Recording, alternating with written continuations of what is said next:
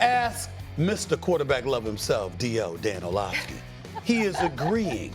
Dan tweeted after the Lions win that Jared Goff is joining the 7 other QBs he thinks are playing on a different level than others. We'll go to Dan Orlovsky first. Which quarterback to you is playing the best right now in the entire National Football League? I gave you a list, man. Why you got to ask me? You put half the league on that list. That's not half the league. It's 7. That's a quarter of the league. I got to pick threw a top 10 up. I got to pick one. Y'all do remember. Hold on. Y'all do remember that last year coming into the season, Dan Orlovsky is on camera. I think Dallas is one of the top teams. I mean, if you take out and he named 7 or 8 teams, he said, I think they'll be just fine.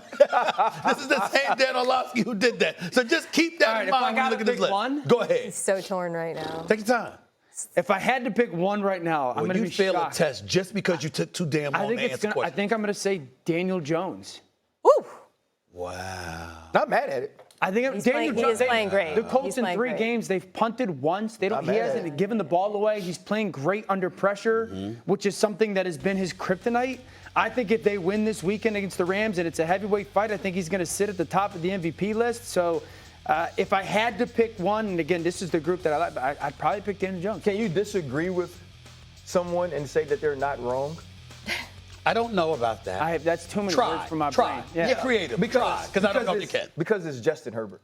And no matter which way you try to shift it, he is ultimately talented. We've known that. We've actually seen him play really well in the regular season. But what Greg Roman has now heaped on to Justin Herbert, what's expected of Justin Herbert, how Justin Herbert has shown up in the most important moments. Think back to week 1 against Kansas City, hits the big play to Quentin Johnston, and then to seal the deal, he gets outside of Chris Jones and finishes. You said yourself, it's probably one of the best throws we've seen in the last 2 years, right? Not only the escape in the pocket, have someone bearing down on you, but you also hit Keenan Allen in the end zone with as tight a coverage as there possibly could have been from Riley Moss.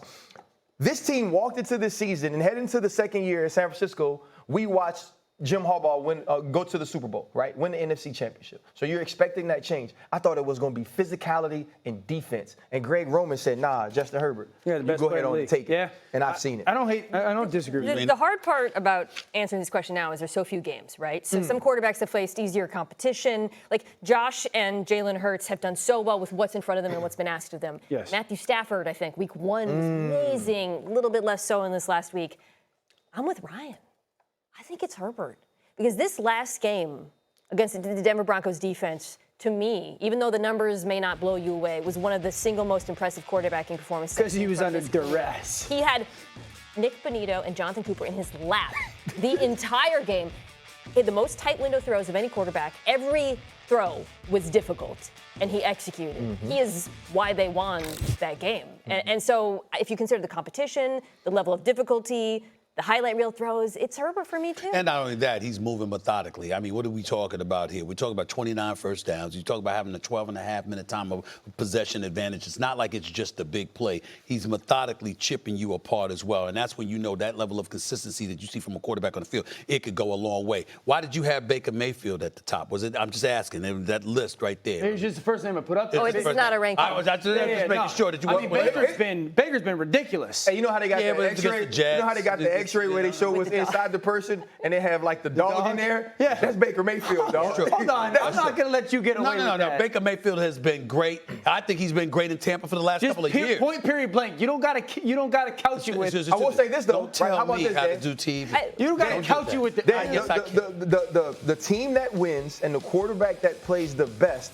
in this matchup this weekend, to me, will have the credentials to be a part of this conversation. You mean Mayfield versus Hurts? Mayfield versus Hurts. Any issue with us not mentioning Jalen Hurts, considering that in every game, in the games that he has started and finished, he has won 17 straight. And by the way, we saw Drew Brees come on this show Tuesday and said he didn't even mention Jalen Hurts because you know what, their offense is so boring in Philadelphia.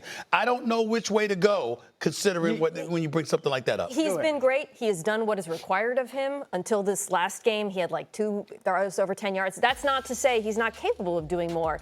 But when you are trying to rank these quarterbacks, you have to consider the difficulty of the circumstances, their surroundings.